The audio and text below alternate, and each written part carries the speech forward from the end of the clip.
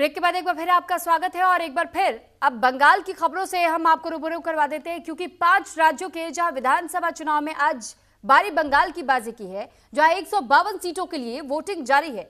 16 जिलों में आने वाली इन सीटों में कई इलाके ऐसे हैं जहां पर टीएमसी का दबदबा है। सुबह 11 बजे तक 41% वोटिंग हो चुकी है, जिसे कि अच्छा वोटिंग पैटर्न माना जा सकता है। नंदीग्राम से चुनाव लड़ रहे विधानसभा में नेता विपक्ष शुभेंदु अधिकारी ने वोटिंग की और इन 152 सीटों में कई सीटें ऐसी है जहां गैर बंगाली और हिंदू भाषी वोटर्स की तादाद ज्यादा है। यही वजह है कि बीजेपी का फोकस इन इलाकों में बढ़त बनाने का है। हालांकि मुर्शिदाबाद में हुए बवाल ने सियासी पारा और चढ़ा दिया और यहां वोटिंग से पहले सूतली बम फेंकने की खबर आई, जिसके बाद से मौके पर पहुंचने में जुटे भारतीय जनता उन्नयन पार्टी के अध्यक्ष हुमायूं कबीर को विरोध का सामना करना पड़ा। हुमायूं के खिलाफ टीएमसी कार्यकर्ताओं ने न केवल नारेबाजी की बल्कि विरोध प्रदर्शन किया, जिसके बाद हुमायूं धरने पर बैठ गए। और सिर्फ मुर्शिदाबाद में ही नहीं, सिलीगुड़ी में भी बीजेपी और टीएमसी कार्यकर्ताओं के बीच भिड़ंत हो गई, जिसके बाद से भारी हंगामा देखने को मिला। इस हमले को लेकर के अब चुनाव आयोग ने सख्त रुख अपनाया और इसे लेकर डीएम और डीईओ से रिपोर्ट भी मांगी है। हालांकि यहां हुमायूं कबीर को लेकर के काफी देर तक हंगामा चलता रहा। दोनों तरफ से झड़प भी हुई, जिसे लेकर सुरक्षा बलों को मोर्चा संभालना पड़ा। तो पश्चिम बंगाल विधानसभा चुनाव से पहले चरण के मतदान ने हिंसक रूप अख्तियार कर लिया और एक तरफ मतदाता भारी संख्या में पोलिंग बूथों पर जहां पहुंच रहे, वहीं दूसरी तरफ राज्य के विभिन्न हिस्सों से आगजनी, मारपीट, तोड़फोड़ के गंभीर मामले अब तक सामने आ रहे हैं। मुर्शिदाबाद, कुछ बिहार, सिलीगुड़ी, मालदा में जमकर के बवाल देखने को मिला और उसके बाद मुर्शिदाबाद से जो तस्वीर सामने आई है, यहां उपद्रवियों ने हुमायूं कबीर की कार पर लाठी और ईंटों से हमला कर दिया।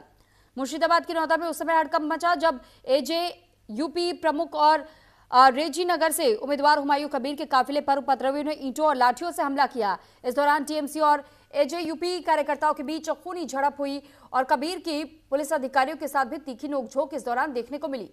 उन्होंने इस हमले की उचित स्तरीय जांच की भी मांग की है। तो फिलहाल वो तस्वीरें भी हमने आपको दिखाई कि किस तरीके से यहाँ पर सुरक्षा की तमाम टुकड़ियां मौजूद थी और यहाँ कानून व्यवस्था को कैसे अपने हाथ में ये कुछ अराजक तत्व लेते हुए देखे गए। इनके हाथों में लाठी डंडे दिखाई दिए।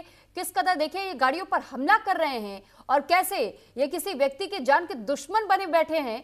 यहां पर पुलिस कर्मियों को तक अपने कदम बहुत सोच समझ करके रखने पड़ते हैं जब पश्चिम बंगाल में चुनाव होते हैं, क्योंकि इसी तरीके के हालात हर चुनाव के समय में हमें देखने को मिलते हैं और इसी का मुद्दा हर बार बंगाल को लेकर के उठता है कि आखिर बंगाल में इस प्रकार से चुनावी हिंसा क्यों होती है, क्यों कभी भी चुनाव यहां पर शांत तरीके से नहीं संपन्न हो सकता है।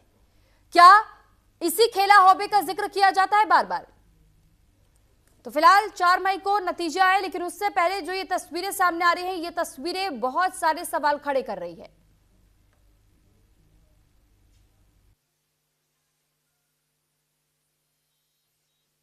अरे यहाँ 21 में मुझे घुसने नहीं दिया था, जो गुंडा लोग दिया था वो सब बंद है। आज गुंडा नहीं है, इसलिए पीसफुल वोट आएगा। आम आदमी वो हिंदू हो सकता है, मुसलमान हो सकता है, पीस चाहता है, शांति। और गुंडा लोग अपने चोरी करने के लिए गुंडागर्दी करता है। गरीब को मकान नहीं मिला और यहाँ का गुंडा का 3 स्टोरेड मल्टीपल बिल्डिंग हुआ। हर जगह आप जा रहे, क्या लग रहा है वोटों का वोट पीसफुल शांति, लोगों का निकल के आ रहे। जो शांति तोड़ेगा उसको तोड़ने का काम हम करेगा।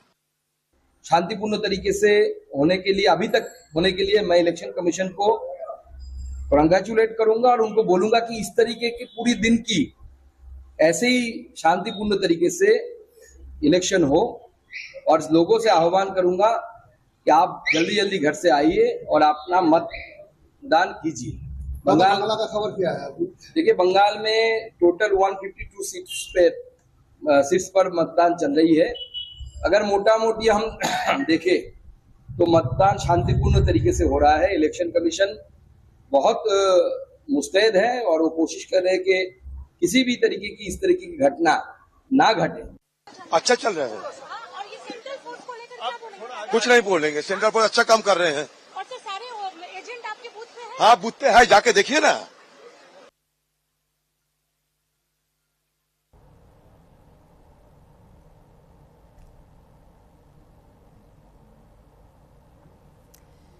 तो तो फिलहाल पश्चिम बंगाल के कुमारगंज में भाजपा उम्मीदवार शुभेंदु सरकार ने चुनाव के दौरान गड़बड़ी और हमले के आरोप लगाए। उन्होंने ये कहा कि उनके पोलिंग एजेंट्स को 8 से 10 बूथों से जबरन बाहर निकाल दिया गया था, लेकिन उन्होंने खुद हस्तक्षेप कर उन्हें वापस अंदर जाने दिया।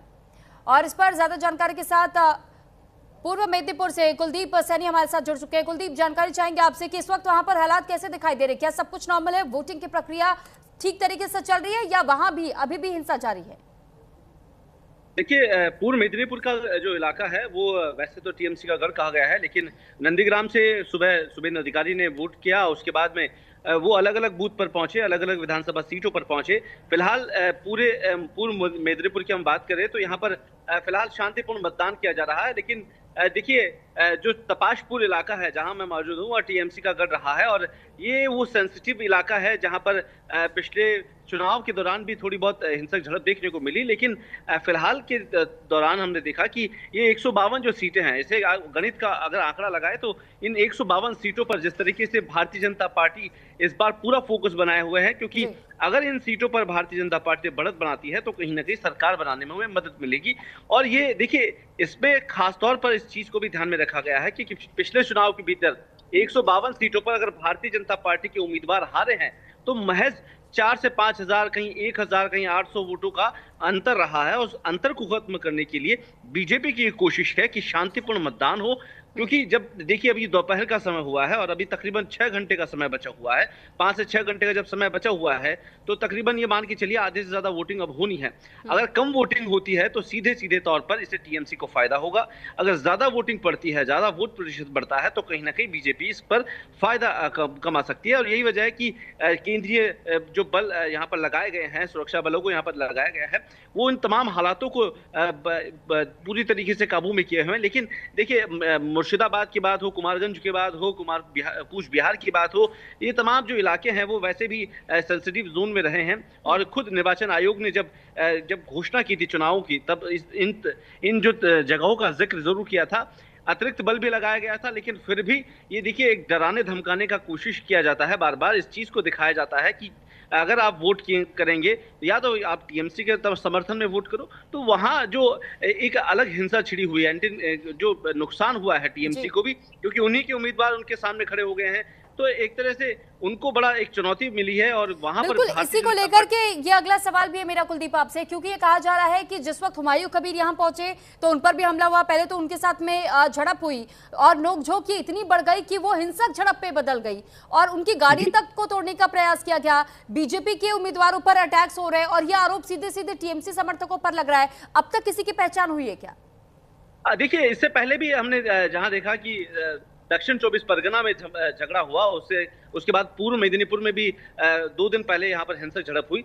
उसमें भी टीएमसी के कुछ लोगों को ट्रैफिक में लाइनअप किया गया था, उनको पुलिस ने पकड़ा जरूर है। लेकिन फिलहाल क्योंकि चुनावी दौर था, लोग एक साथ निकल रहे थे, तो उस समय अंदाजा लगाना बड़ा मुश्किल था कि किस तरीके से हादसा हो सकता है, घटना हो सकती है। हुमायूं कबीर को लेकर लगातार इस तरीके से बयानबाजी शुरू में जरूर सामने आई थी, लेकिन टीएमसी के कार्यकर्ता और वहां के लोग काफी नाराज जरूर आ रहे हैं, क्योंकि अगर वोट कटेंगे, देखिए ये त्रिकोणीय मुकाबला जरूर है, लेकिन अगर टीएमसी के खिलाफ वो खड़े हुए हैं तो जाहिर तौर पर वो टीएमसी के वोट काटेंगे। इससे वहां के कार्यकर्ता खफा जरूर है। लेकिन छोटी छोटी जगहों पर जिस तरीके की और हिंसा हमको देखने को मिली, तो कहा जा सकता है कि टीएमसी जो कार्यकर्ता है वो कहीं ना कहीं नाराज है। और जहां एक देखिए, बदलाव की जो सुखबुगाहट है वो इस बंगाल की हवा में आपको साफ तौर पर नजर आएगी। लोग कह नहीं रहे हैं, लेकिन यहाँ अगर आप ऑफ कैमरा लोगों से बात करेंगे, अगर लोगों से सामान्य तौर पर चर्चाएं करेंगे, तो इस बात का जिक्र जरूर है कि बंगाल में परिवर्तन की हवा है, खिला होवे। लेकिन देखिए, 4 तारीख का इंतजार करना होगा। लेकिन फिलहाल छोटी मोटी जगह है जहां पर ये तमाम हिंसक झड़प हुई है। और इन तमाम विषयों को लेकर अब देखिए, अब 5 घंटे का समय बचा हुआ है। उन सेंसिटिव जोन को खासतौर पर निर्वाचन आयोग ने साफ तौर पर कहा कि उन पर ज्यादा सुरक्षा बढ़ाई जाए, जिन जगहों पर ऐसी गुंजाइश हो सकती है। फिलहाल वहां ऐसा हुआ नहीं है, लेकिन फिर भी निर्वाचन आयोग ने साफ तौर पर कहा कि इन्हें शांतिपूर्ण मतदान कराया जाए, ताकि आने वाले समय में जो वोटिंग प्रतिशत बढ़ेगा, क्योंकि देखिए शाम का जो समय है, एकाएक उसमें माना जा सकता है कि वोट प्रतिशत जरूर बढ़ेगा, और उस पर ध्यान देने का काम इस बार कहीं ना कहीं बीजेपी करने वाली है। लेकिन देखिए, अगर इस तरीके के हालात बनते हैं, जब कहीं हिंसक होती है, झड़प होती है, तो यही वजह रही है कि बंगाल के लोग कहीं ना कहीं परिवर्तन चाहते हैं, चाहे से चुनाव हो या कोई और त्योहार हो, तमाम विषयों को लेकर हमेशा ये एक सामान्य तौर का रिवाज बन गया है कि बंगाल में अगर चुनाव हुआ, चाहे से पंचायत का चुनाव हो, लोकसभा का हो, विधायक का हो, तमाम चुनावों के बीच में आपको छोटी मोटी हिंसा या फिर एक बड़े एक हिंसक झड़प का आपको सामना करना पड़ेगा। यही कुलदीप, वजह है अभी कि तो ये सिर्फ इस पहला बार फेज है, लेकिन क्या उम्मीद करें कि जब 29 अप्रैल को दूसरा फेज की शुरुआत होगी, उस दौरान भी इसी तरीके की तस्वीर देखने को मिलेगी, या थोड़ी बहुत संभावनाएं हैं कि शायद कुछ सुधार उस दिन दिखाई दे? देखिए, कल प्रधानमंत्री नरेंद्र मोदी कोलकाता रहेंगे, 24 परगना में वो रहेंगे, और इस बात से कोई गुरेज नहीं है कि जब वो खुले मन से जनसभा को संबोधित करेंगे तो मुर्शिदाबाद की जो घटना है या फिर हम कहेंगे जहां जहां झड़प हुई है उन घटनाओं को जिक्र करने से वो कोई गुरेज नहीं करेंगे। और यही वजह है कि जब वो मन से जनता को इस बात को समझाने की कोशिश करेंगे कि बंगाल में जो जंगल राज का बार बार बीजेपी जिक्र करती आ रही है, वो कहीं ना कहीं फायदा पहुंचाने का काम जरूर करेगा। एक और यहाँ पर बीजेपी इस बात में लगी हुई है कि 152 सीटों के जहां पर दूसरे फेज में चुनाव होने हैं, उन सीटों पर ज्यादा फोकस किया जाएगा, क्योंकि लगातार स्टार प्रचारकों की सूची हम देखते हैं, केंद्रीय मंत्री हो, राज्यों के मुख्यमंत्री हो, लगातार सेकंड फेज में भी आपको नजर आएंगे। जी, आप बने रहिए हमारे साथ। इस बीच एक और बड़ी खबर है कि पश्चिम बंगाल में 1 बजे तक 62.18% की वोटिंग हुई है, जबकि पश्चिम मेदिनीपुर की अगर बात करें तो यह सबसे ज्यादा वोटिंग रिकॉर्ड अब तक हुआ है, यानी कि 65.77% वोटिंग। और मालदा में 1 बजे तक सबसे कम 58.45% वोटिंग। तमिलनाडु में 1 बजे तक 56.81% की वोटिंग रिकॉर्ड की गई है। तो फिलहाल ये जानकारी आपको दे रहे हैं कि आज तमिलनाडु और पश्चिम बंगाल दोनों जगहों पर चुनाव, लेकिन आप देखिए कि जहां तमिलनाडु के सभी सीटों पर चुनाव आज ही हो रहे हैं और बंगाल में 2 चरणों में चुनाव होना है। आज पहले चरण का चुनाव 152 सीटों को लेकर के, और बताया जा रहा है कि अभी तक जो सबसे ज्यादा मजबूत आंकड़ा अगर कहीं वोटिंग पैटर्न को लेकर के दिखाई दे रहा है तो वो पश्चिमी मेदिनीपुर में ही है। और पश्चिमी मेदिनीपुर में सबसे ज्यादा वोट यानी कि 65.77% की वोटिंग हुई है। वहीं मालदा में 1 बजे तक सबसे कम यानी 58.45% तक की वोटिंग हुई है।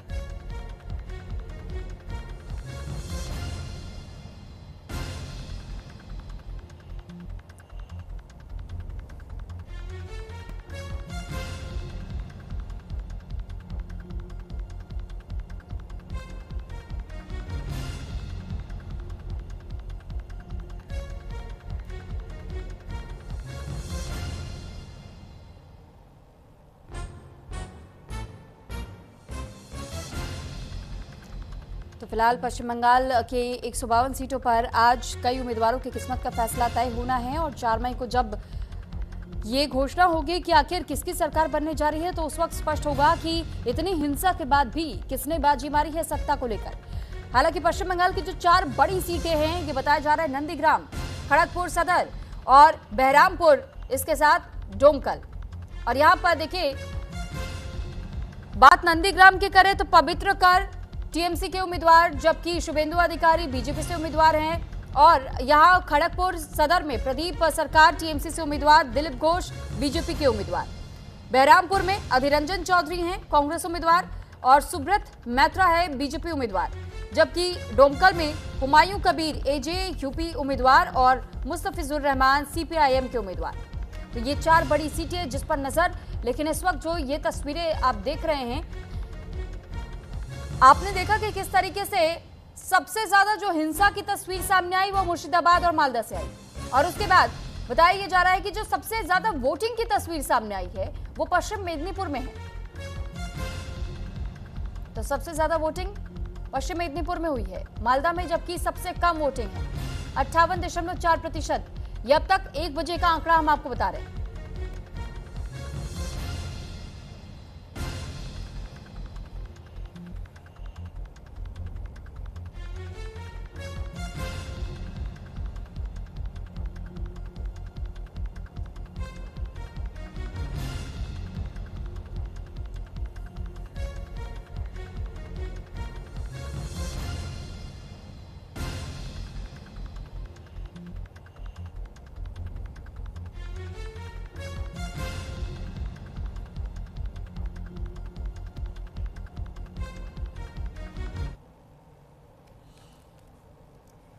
तो पश्चिम बंगाल में चुनावी महासंग्राम का बिगुल बज चुका है। आज पहले चरण की वोटिंग है।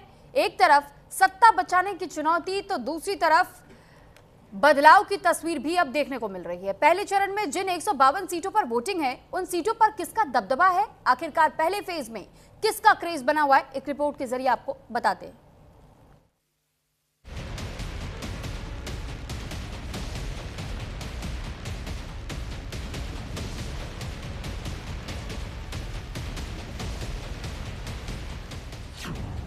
पहले चरण का रण, किसका पूरा होगा प्रण?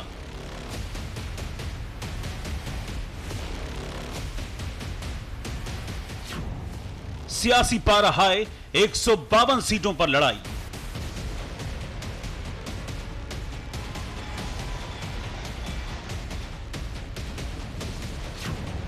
मोदी वर्सेस ममता, किसके साथ जनता?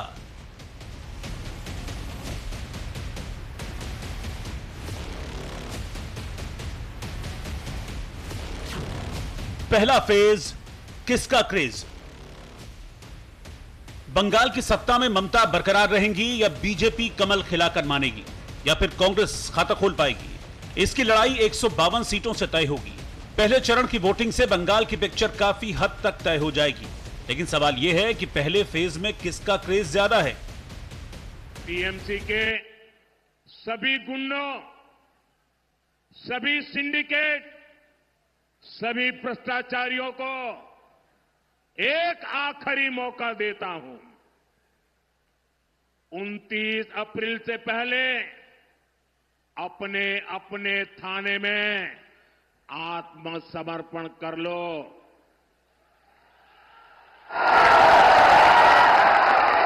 पर 23 तारीख के पहले कर लो, क्योंकि 4 मई के बाद कोई भी बच नहीं पाएगा। क्या सोचा है प्राइम मिनिस्टर ने, क्या सोचा है होम मिनिस्टर में? जुलूम चल रहा है, जुलूम। बोल दिया 1000 तृणमूल कांग्रेस को लीडर को आज रात में अरेस्ट करो।